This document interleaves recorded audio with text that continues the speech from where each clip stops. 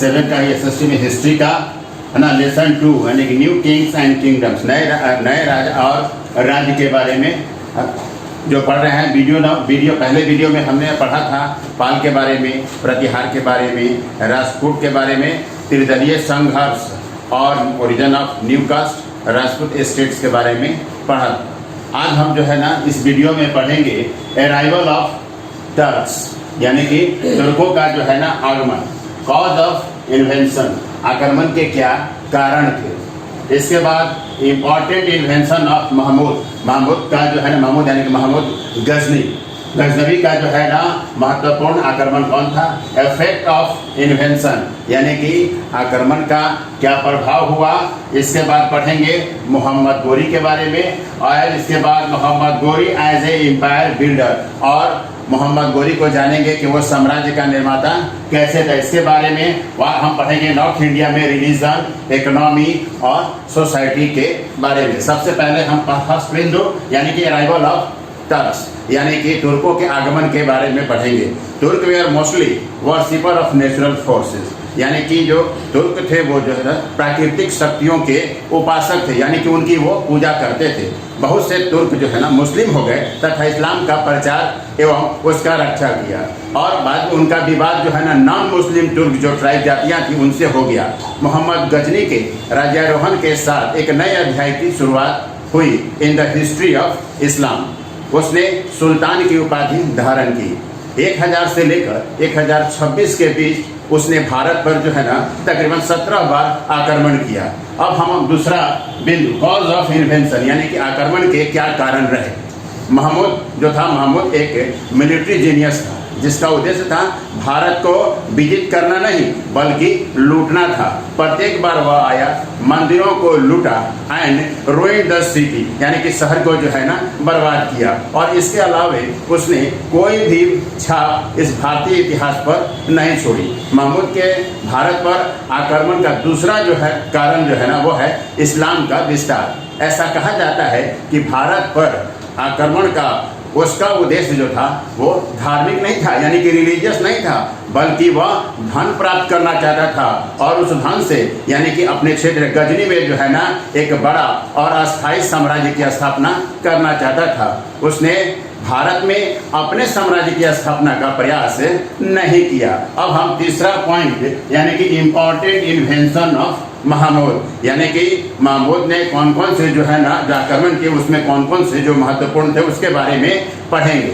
महमूद ने 1001 में पेशावर पर आक्रमण किया तथा जयपाल को पराजित किया, और 1008 में लाहौर के राजा आनंदपाल को, 1009 में यानी नागरकोट तथा 1014 में थानेश्वर पर आक्रमण कर मंदिरों को लूटा। 1018 में उत्तर भारत में जो है ना समृद्ध शहर मथुरा पर आक्रमण किया। इसके बाद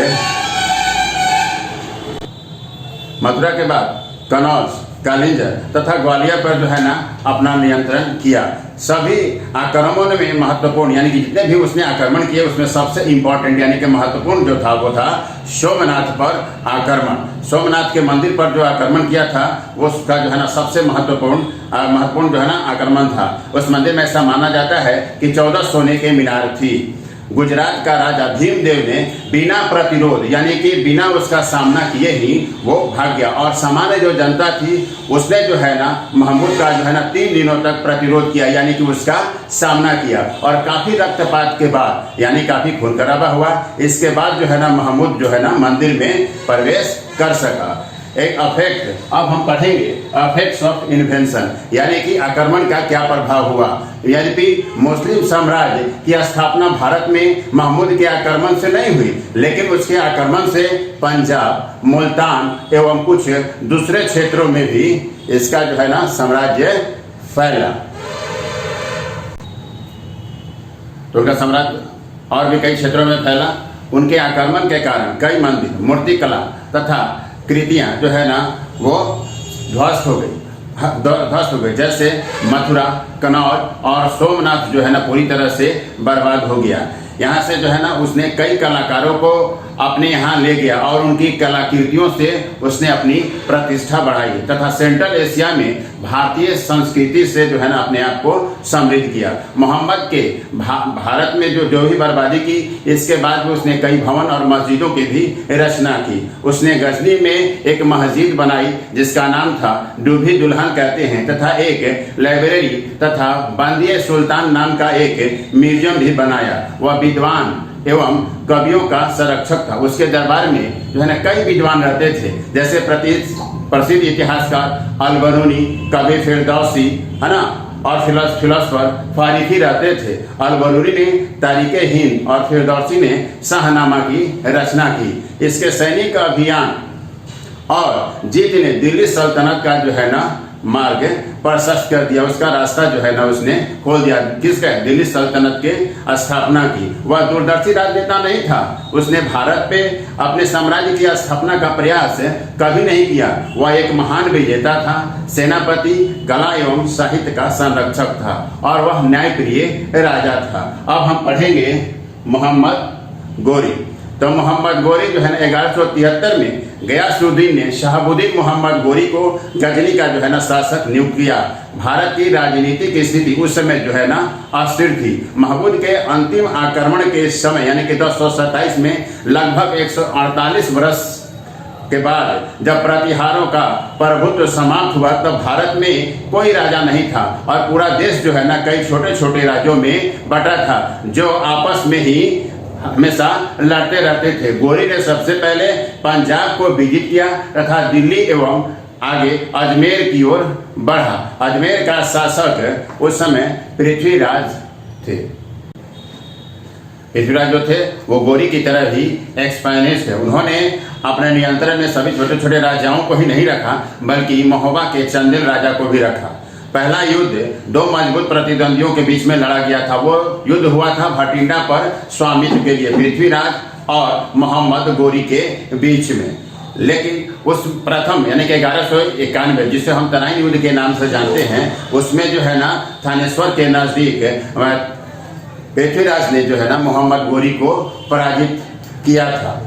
इसके बाद और फिर जीत से ही वो जो है ना पृथ्वीराज संतुष्ट हो गए और आगे उन्होंने प्रयास नहीं किया। इससे जो है ना मोहम्मद गोरी को मौका मिला और फिर दूसरी बार उसने जो है कि नहीं पृथ्वीराज पर 1192 में आक्रमण किया। इसके बाद पृथ्वीराज ने सभी राजपूत राजाओं से जो है ना सहयोग मांगा, सहयोग की अपील की, लेकिन जयचंद को छोड़कर जो है ना सभी राजाओं ने जो है ना पृथ्वीराज का साथ दिया, लेकिन जयचंद ने उनका साथ नहीं दिया था। लेकिन इस बार जो तुर्क सेना आई थी वो काफी संगठित थी और वो उसने जो है कि नहीं पृथ्वीराज को जो है ना इस बार जो है ना हरा दिया और इसके हराने के साथ ही जीत से ही उसका साम्राज्य भारत में स्थापित हो गया। चौहान की शक्ति जो है ना बिखर गई और इस जीत के बाद गोरी जो है ना वापस चला गया और भारत का स्वामित्व अपने विश्वसनीय दास कुतुबुद्दीन ऐबक को दे दिया। इसके बाद अब हम लोग पढ़ेंगे Mohammad Ghori as a empire builder. कहने का मतलब है कि भारत में मुस्लिम शासन का स्थापना का श्रेय जो जाता है वो गोरी को जाता है, गजनी को नहीं। इसमें कोई भी संशय नहीं, देयर इज नो कंफ्यूजन, है ना। मोहम्मद ने बहुत राज्यों को भारत में विजिट किया, लेकिन कभी भी उसने अपने साम्राज्य की स्थापना का भारत में नहीं सोचा। उसका मुख्य उद्देश्य था लूटना और लूटे हुए से पैसों से जो है ना अपने सेना को मजबूत करना और अपनी शक्तिशाली और अस्थायी साम्राज्य को जो है ना स्थापित करना सेंट्रल एशिया में। गोरी ने लेकिन प्रशासकीय व्यवस्था पर जो है ना ध्यान दिया। जब वह यहाँ से वापस जाने लगा तो उसने अपने कमांडर को जो है ना आगे की जीत का निर्णय लेने का अधिकार दिया। गजनी के जीत ने गोरी के जीत का जो है ना मार्ग भारत में प्रशस्त कर दिया। वह कहता है कि तुर्क यानी कि पश्चिम साम्राज्य का जो है ना स्थापना का जो है ना श्रेय किससे जाता है, वो जाता है मोहम्मद गोरी को जाता है। अब हम जो है पढ़ेंगे अगला पॉइंट रिलीजन, इकोनॉमिक और सोसाइटी के बारे में। तो कहते हैं कि यद्यपि प्राचीन और वर्तमान में चली आ रही जो रीति रिवाज था उसे कंटिन्यू किया गया, लेकिन कुछ महत्वपूर्ण बदलाव भी आए। बदलाव में जिनमें जाने के क्षेत्र में तथा इतना सामाजिक एवं आर्थिक में परिवर्तन है। इस काल में कई उपजातियां और नई जातियां जो है, चार जो है ना परंपरागत जातियां, ब्राह्मण, क्षत्रिय, वैश्य एवं शूद्र। इसके बाद इस समाज में जो है ना छुआछूत की शुरुआत जो है ना उत्तर वैदिक काल से हो गई थी।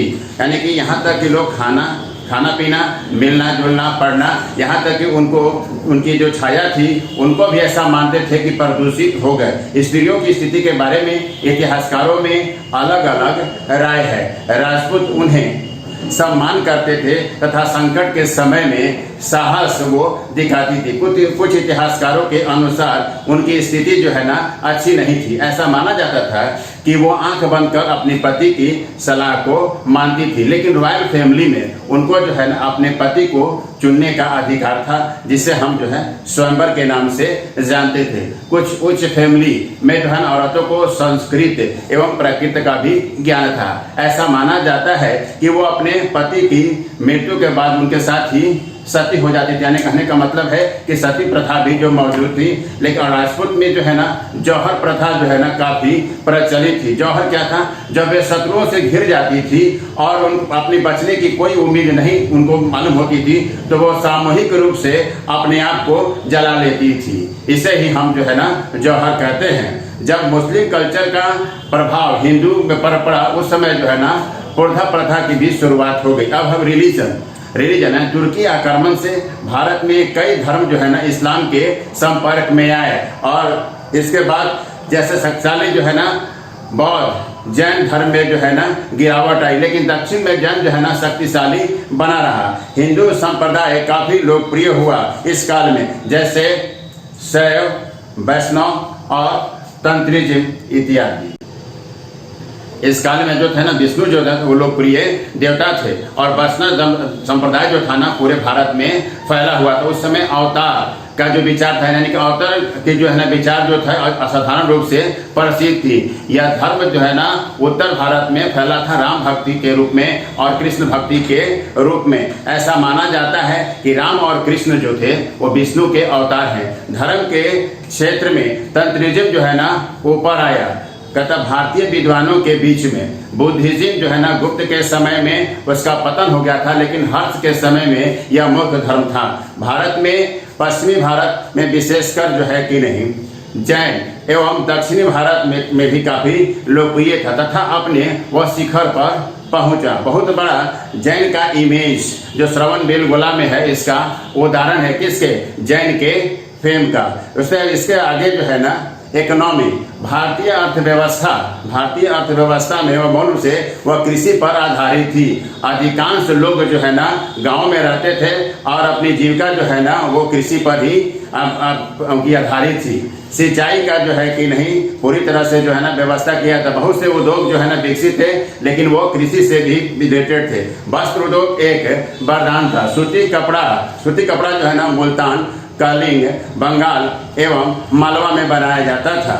इसके बाद उच्च कोटि की कलाकृति, अनेक प्रकार के जो है ना पोएट्री इत्यादि भी बनाए जाते। इस काल में जो है ना गौर सॉलिड बड़े पैमाने पर बनाए जाते थे। लकड़ी एवं लेदर वर्क का भी प्रचलन था। उद्योग की श्रेणी पर जो है ना आधारित है। गिल्ड के रूप में किया जाता है, यानी कि गिल्ड मतलब है श्रेणी, यानी कि एक ही तरह के व्यापार करने वाले लोगों का जो है ना ग्रुप था। इसके बाद यहाँ पर हमने आपको कुछ वर्ड मीनिंग दिया है, उसको आप ध्यान से पढ़ेंगे और याद करेंगे। Thank you. क्लासेस चला रहे हैं, तो ये क्लासेस पढ़ने के बाद आप सभी को जरूरी है अपना कमेंट्स डालना। आपको अपना सब्जेक्ट पढ़ के और इसके बाद कमेंट्स में अवश्य लिखिए आइदर यू हैव अंडरस्टैंड और नॉट। इफ एनी क्वेरी उसमें आप मेंशन कीजिए और अदरवाइज उसमें लिखिए I understood, I have done my homework. और जो भी होमवर्क दिया जाता है उसको पक्का पूरा कीजिए।